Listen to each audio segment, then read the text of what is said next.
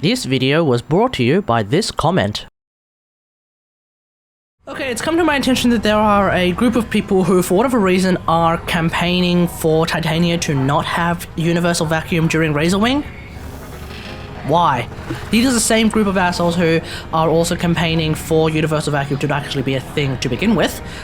They lost that particular battle, but they're now trying to get rid of vacuum on Razorwing. Why? So, I asked one of them, why is this a problem? And apparently the crux of the argument is that they want to, quote, manage the pickup rate rather of their energy orbs so that they can make full use of Arcane Energize.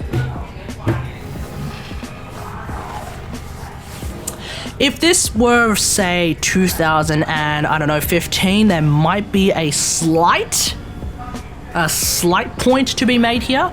There might be something to be made of that point, but it's 2019. It's 2020. There's like 50,000 ways of getting energy. Let's go through at least most of them that I can think off the top of my head. So the first one, of course, is good old-fashioned energy pizzas. They are called energy restores. You can actually get them now in groups of 100. Sure, it costs a bunch of resources, but you know what? It basically costs the same as 10 times the 10 times squad energy resource. Anyway, you can build them in groups of 100. Just use them.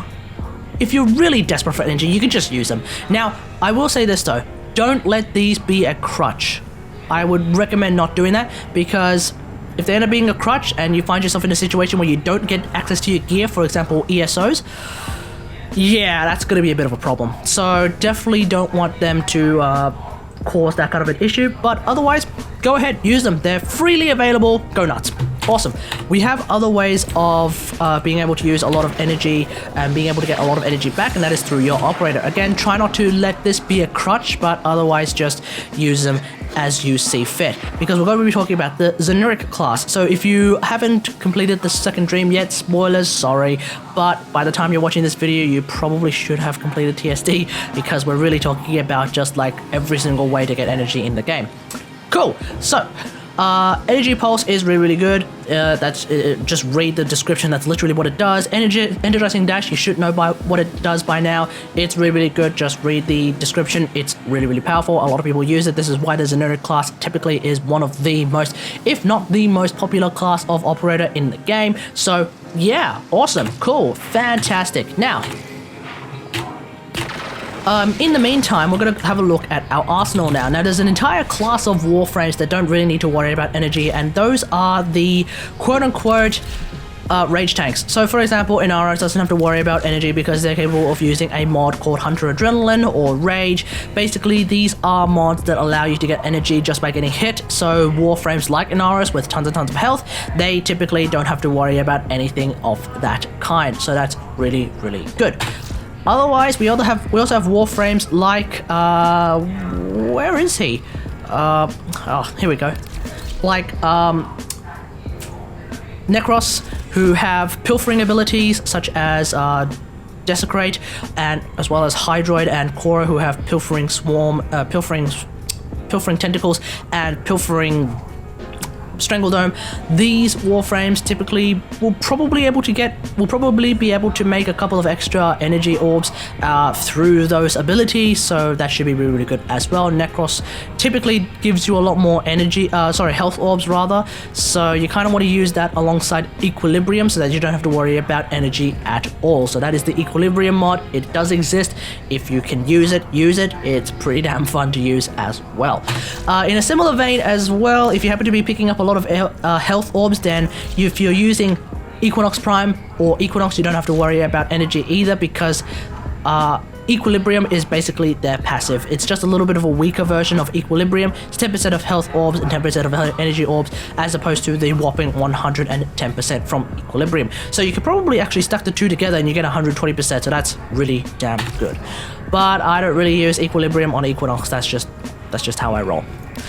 Now, one thing that I actually forgot in a previous take is that if you use a sniper rifle, you can actually get a lot of energy back through the use of the sharpshooter mod, which I can't fit on my Rubico Prime at this particular moment in time. That's fine, whatever, it's okay. So, sharpshooter on headshot kill, you get energy back. Great, awesome, cool, fantastic. It's so simple. Aim.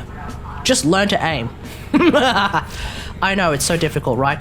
Okay, then, moving on, we have special warframes that are able to get energy by themselves. So, for example, we have warframes like Garuda, who, through bloodletting, is capable of getting 50% of their energy pool back. Now, that's actually their energy pool after flow. So, if you happen to use flow, or in my case, I think I use prime flow here.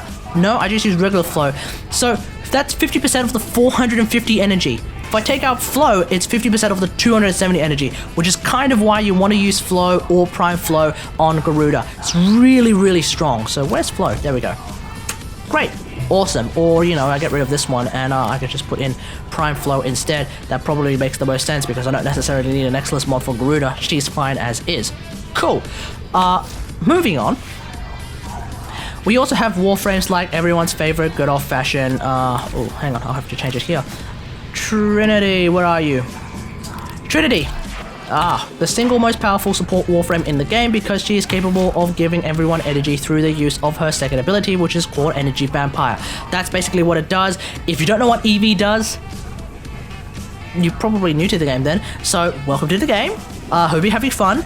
Energy Vampire is a super useful ability. Basically, it gives energy to you and everyone else. So, great! Awesome! EV, always a good choice. Now, there's actually another warframe that is capable of giving allies energy. Well, there's actually two, and they happen to be right next to each other, so that's really, really good. We're going to jump over to my flight simulator here so that I don't screw everything up. We're actually looking at both Hildren and Harrow. So, Hildren's fourth ability, called Aegis Storm, it actually gives energy orbs. To any enemies who are sort of hung up in the air, they will then drop energy orbs, so that is really, really good. You don't have to worry about managing energy orb pickups if the map happens to be flooded with energy orbs because someone is using Aegis Storm. Great! Awesome. Similarly, well, not similarly, in a totally different vein, we have Harrow, who has the Thurible ability, which is kind of like EV, except it's more like based on who he kills. So he will use Thurible, he will then get like a counter, and then as long as he kills enemies, his energy pool will recharge based on his killing, but he also actually recharges your energy pool based on his killing as well. So that's really, really good. So, great, fantastic. Where's Titania? Just wanna, there. Oh, that's Titania. Can't wait for her prime. So, oops. There we go.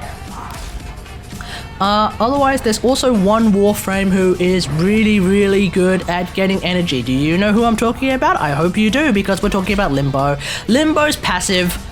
Limbo good, Limbo fine, everyone gets a chance.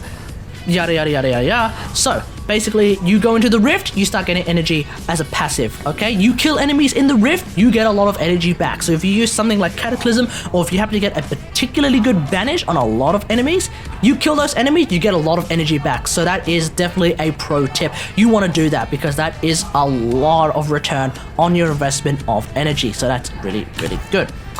And then finally, we have special weapons. Special weapons, for example, the Rakta Cernos. The Rakta Cernos is capable of giving you energy on kills, or rather, like it sort of builds up an XP meter, and then when that XP meter is fully built up, it will then explode. That will do a bunch of damage, but it will also replenish, I believe it's like 25% of your energy pool. Now, whether or not that's affected by flow, I don't remember. I don't really use this all that much, but this is the same with weapons from Cephalon Suda, so Synoid weapons like the Synoid Gamma Core, also known as the Light of 1,000 Stars, that weapon will also do the same thing. So you want to maybe look into using those kinds of weapons if you are genuinely having a hard time getting energy. So that should cover most weapons and bits and bobs. There's other weapons like Prisma Obex that are capable of giving you energy. There's other weapons that exist in the ether. I can't think of every single one of them, but basically, these are some of the most readily available ways to get energy so that you don't have to quote-unquote manage your energy orb pickup. Does that make sense? So, if I happen to have forgotten one, which I'm pretty sure I have, and if you remember one that I didn't mention at all, feel free to leave them in the comments. Otherwise, hope you guys enjoyed this. If you liked this video, hit that like button, subscribe for more Warframe content, and until next time, I'll see you guys later. Thanks for watching. Bye.